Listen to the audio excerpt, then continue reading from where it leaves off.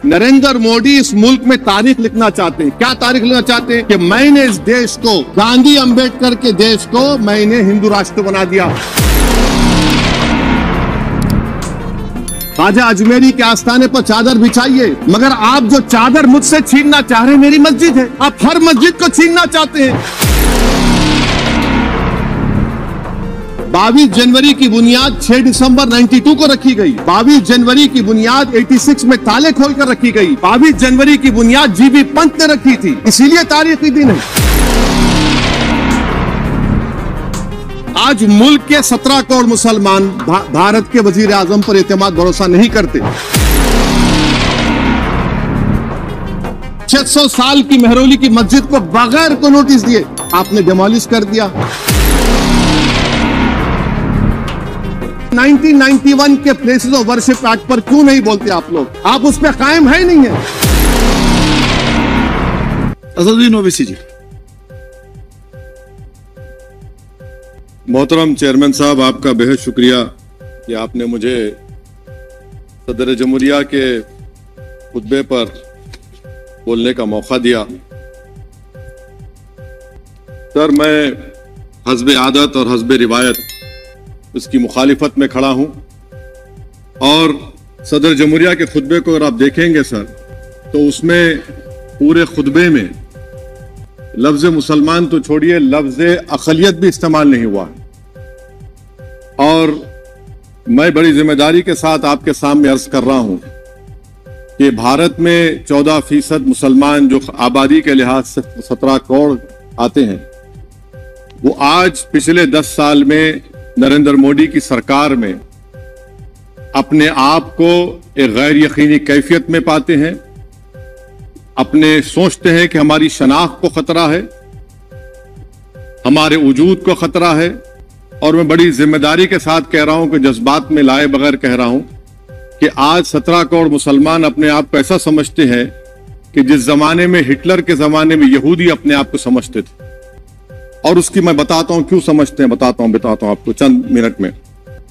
Sir, मिसाल के तौर पर आप देखिए खुतबे सदारत के हिस्से तहरीर का 32वां पैराग्राफ, 32 पैराग्राफ में ड्रॉप आउट रेट का जिक्र हुआ, स्कूलों में इंदराज यानी एनरोलमेंट का जिक्र हुआ, एससीज का नाम लिया गया, एसटीज का नाम लिया गया, ओबीसीज का नाम लिया गया, लफ्ज अक़लियत का नाम नहीं लिया गया, मुसलमान तो छोड़िए। और सबसे ज्यादा ड्रॉप आउट इस मुल्क में अगर स्कूलों में है तो मुसलमानों में है। सबसे कम एनरोलमेंट अगर है तो मुसलमानों में हायर एजुकेशन में। गवर्नमेंट का डेटा है सर कि मुसलमानों का जो स्टूडेंट ड्रॉप आउट है वो 14.42 से क्लास 1 से शुरू होता और वो क्लास 6 और 8 को पहुंचे अब तक वो 10.76 को पहुंचता है। ये गवर्नमेंट का डेटा है, यानी क्लास 1 से क्लास 6 से 8 तक ये हाल है। आपने क्या किया सर इस बजट में?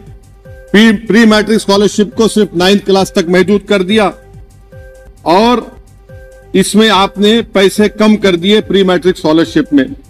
और सर 2022-23 का बजट आप देखिए, 5026 करोड़ रुपए दिए गए थे, जिसमें से सिर्फ 663 करोड़ इस्तेमाल हुए।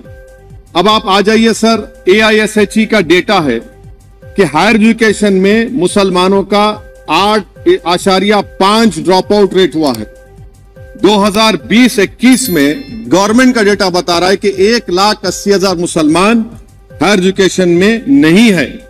प्री मैट्रिक स्कॉलरशिप को आपने 423 करोड़ था, उसको आपने इस साल 326 कर दिया। मौन आजाद फेलोशिप को 45 करोड़ कर दिया। MCM जो 44 करोड़ था 33 करोड़ कर दिया। बताइए, जो सबसे ज्यादा जिसका कम्युनिटी का ड्रॉप आउट रेट है और जो हायर एजुकेशन नहीं, उससे आप ये बर्ताव करते हैं। सर, दूसरी बात यह है कि हम ये देख रहे हैं कि 10 साल में इस सरकार में कोई हद नहीं छोड़ी है गलत हुक्मरानी की, नफरतों को भड़काने की, कोई हद नहीं छोड़ी गलत फहमियों को फैलाने की, और कोई हद नहीं छोड़ी इस मुल्क के अवाम नास को तर्क करने की। इस 10 साल में हमने क्या देखा सर? जमहूरियत हमारे वतन अजीज की को बचाना बहुत जरूरी है। ये गरीबों के लिए और कमजोरों की एक बहुत बड़ी ताकत है। मगर 10 साल में, 9.5 साल में क्या हुआ? सिर्फ एक शख्स को मजबूत कर दिया गया, एक मजहब को मजबूत कर दिया गया, एक आइडियोलॉजी, एक नजरिए को मजबूत कर दिया गया, एक शनाख्त को सब शनाख्त के आगे दूसरी शनाख्तों को मिटाने की कोशिश की गई, एक जबान को मजबूत कर दिया गया, तो हमारी जमहूरियत तो खोखली हो चुकी है। और सर, कोई भी हुकूमत और पार्टी सिर्फ जबर और इस्तेसाल पर कायम नहीं रह सकती है सर। दूसरा पॉइंट सर जो मैं आपके सामने अर्ज करना चाह रहा हूं, CAA के कानून के ताल्लुक से मरकजी एक वजीर ने अखबार में बयान दिया कि हम 8 दिन में करने वाले हैं। आप 8 दिन में करेंगे, 8 दिन में एहतजाज शुरू होगा मुल्क के कोने कोने में। आप CAA को मजहब से खत्म कर दीजिए, मजहब से जोड़ेंगे तो आपका इरादा बुरा है। आप भारत की अक़लियतों को, भारत के मुसलमानों को, दलितों को आप परेशान करने का आपका इरादा है। सर, दूसरी बात यह है कि अब CAA के खिलाफ क्यों हम हैं? क्योंकि सीमांचल के मुसलमान को आप बांग्लादेशी कहते हैं। कोई मिनिस्टर मुझे कहता है कि घुसपैठी है, रोहिंग्या है। तो CAA को मजहब से जोड़ना गलत था, उसको निकालिए। मगर हमारे देश के प्रधानमंत्री सर, वतन अजीज के वजीर आजम, मैं बड़ी जिम्मेदारी के साथ कह रहा हूं कि मैं अपने बचपने में जब हिस्ट्री पढ़ता था तो मैंने एक स्टैचू की फोटो देखी थी, प्रीस्ट किंग ऑफ मोहनजोदारो। ऐसा लगता है कि वैसे ही लग रहा है कि प्रधानमंत्री नहीं है बल्कि पुजारी सम्राट बन चुके हैं वो। और मैं क्यों कह रहा हूं कि हमारे सदर जमहूरिया ने कहा था कि 22 जनवरी एक तारीखी दिन है, बिल्कुल तारीखी दिन है। 22 जनवरी की बुनियाद 6 दिसंबर 92 को रखी गई। 22 जनवरी की बुनियाद 86 में ताले खोलकर रखी गई। 22 जनवरी की बुनियाद GB पंत ने रखी थी, इसीलिए तारीखी दिन है। और तारीखी दिन इसलिए भी है कि सर, इसी ऐवान में 16 दिसंबर 1992 को हमने रेजोल्यूशन पास किया था। आप बताइए कि आज इस मुल्क में चाहे कोई सेकुलर पार्टी का हो या जो भी हो, वाले सब सेकुलर है, बुरा मैं हूं, किसी में हिम्मत नहीं है कि 6 दिसंबर की बात की जाए। और वो तारीखी दिन इसलिए भी है सर, इंसाफ करने वालों में एक NCLT के चेयरमैन, एक गवर्नर और एक नामजद शुदा रुकने पार्लियामेंट बैठे हुए थे। अब आप बताइए मेरे पास बचा क्या है? बचा यह है कि आर्टिकल 32 बचा है, जिसको बाबा साहब अम्बेडकर ने दिया।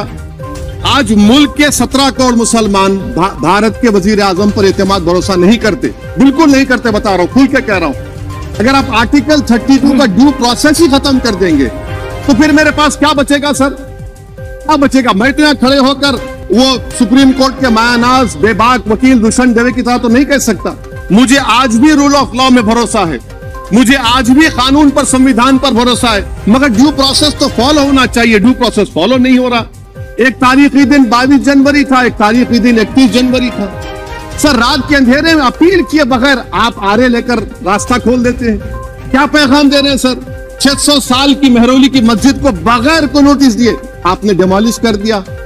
मैं जिम्मेदारी के साथ कह रहा हूं कि भारत के प्रधानमंत्री और उनकी सरकार भारत के मुसलमानों से उनकी शनाख्त को छीनना चाहते हैं।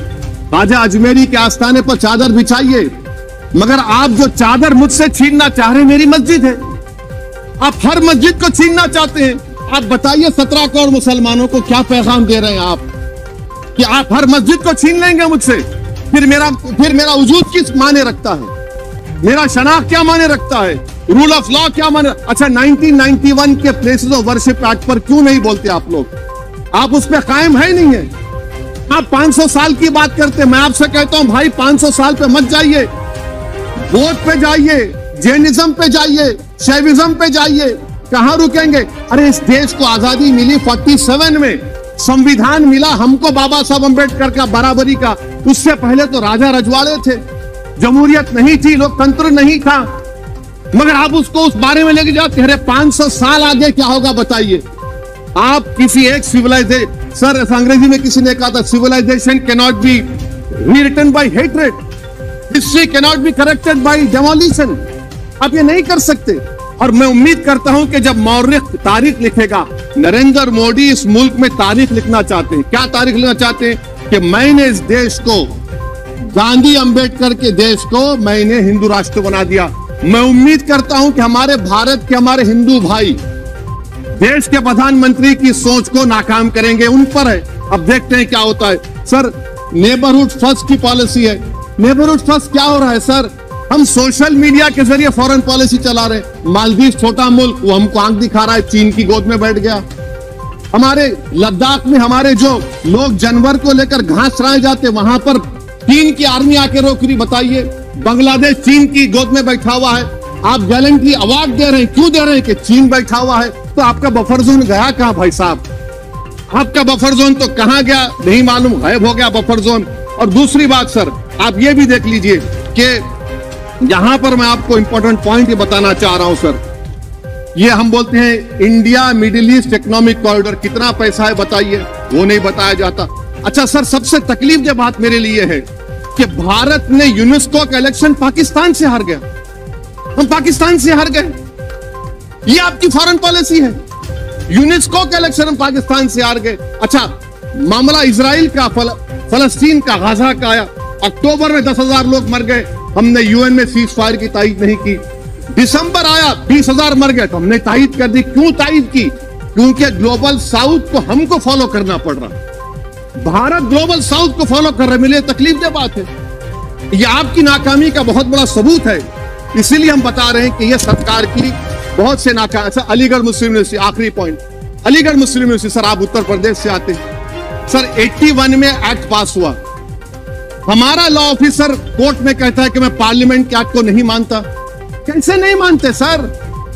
क्या नरेंद्र मोदी ने पार्लियामेंट को नॉमिनेट किया या पार्लियामेंट ने नरेंद्र मोदी को प्रधानमंत्री बनाया? बताइए, 81 के एक्ट को नहीं मानते सर। 2 ही तो सेंट्रल यूनिवर्सिटी है मुसलमानों के, 1,80,000 आप ही के सरकार के दौर में मुसलमान हायर एजुकेशन निकल गए। आप अलीगढ़ मुस्लिम से छीनना चाह रहे हैं। Theory of separation of powers में एग्जीक्यूटिव हमको डिक्टेट करेगा। मेरी आवाज तो पार्लियामेंट है, अब मेरी आवाज के खिलाफ एग्जीक्यूटिव सुप्रीम कोर्ट में बोलता है। अलीगढ़ मुस्लिम यूनिवर्सिटी से इतनी नफरत क्यों है आपको? वहां पर तो हिंदू भाई भी पढ़ते हैं सर। ये अलीगढ़ मुस्लिम यूनिवर्सिटी का मामला है सर। तो मैं आपसे इस बात पर, इस शेर पर अपनी बात को खत्म कर रहा हूं सर। आप भी उर्दू दां हैं जी।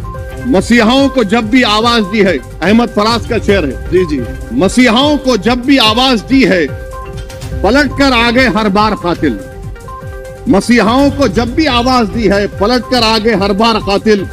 वहां क्या दाद खाही क्या गवाही, वहां क्या दाद खाही क्या गवाही, जहां हो मुंसिफों के यार कातिल।